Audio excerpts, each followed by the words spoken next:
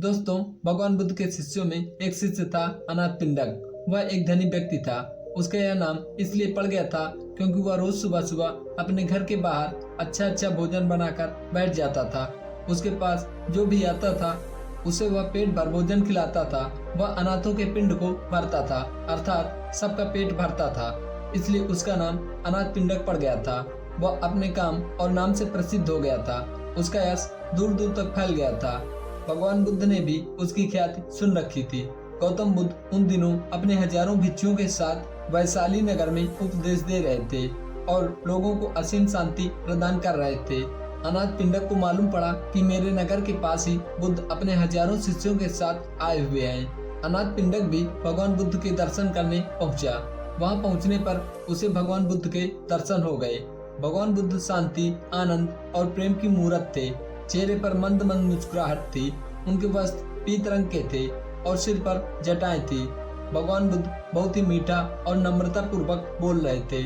उनको सैकड़ों लोग बहुत ही शांत होकर सुन रहे थे। बुद्ध की शांति और आनंद उनके हृदय में उतर रहा था।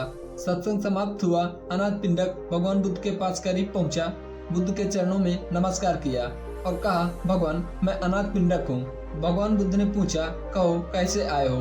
अनाथ पिंडक ने कहा, भगवान, मैं चाहता हूँ कि आप मेरे नगर में पधारें। वहाँ के लोग आपके धर्म उपदेश को सुनकर लाभान्वित हों और उनका जीवन आनंद से भर जाए।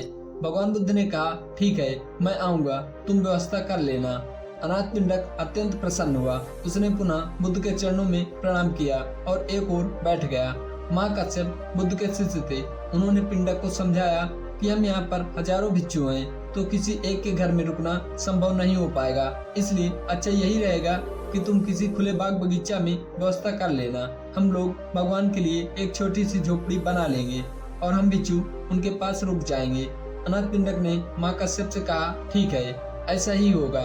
वह अपने नगर लौट आया और अपने नगर में नजर दौड़ाई कि कहाँ कहाँ पर व्यवस्था हो सकती है। उसे एक बड़ा सुंदर बगीचा पसंद आ गया। अनाथ पिंडक बगीचे के मालिक के पास पहुंचता है और उससे जाकर कहता है, मैं आपका बगीचा खरीदना चाहता हूं। मैंने भगवान बुद्ध को बुलाया है। उनकी सेवा के लिए मैं उनको यह बगीचा भेंट देना चाहता हूं, ताकि वे यहाँ पर रहकर लोगों को धर्म का उपदेश देकर उनका जीवन धन्य कर सकें। उस बगीचे का मालिक संत महात्माओं के प्रति श्रद्धा नहीं रखता था, इसलिए उसने साफ मना कर दिया, मैं तो बेचूंगा ही नहीं। अनाथ पिंडक के बहुत मनाने पर वह मान जाता है और कहता है, चलो ठीक है, यह बगीचा मैं तुमको देता हूँ, पर इस बगीचे की कीमत एक साथ लूंगा। उस बगीचे की खरीदारी कुछ इस प्रकार से होगी कि तुम जितनी जमीन पर सोने के सिक्के बिछा लोगे, मैं उतनी जमीन तुम्हें दे दूंगा। अनाथ पिंडक के तो प्रसन्नता के मारे आंसू निकल आए। उसने कहा, शुक्र है तू राजी तो हुआ। मुझे भगवान बुद्ध को यहाँ पर लाना है और अगर इतनी बड़ी कीमत भी है तो मैं ये कीमत भी दूंगा।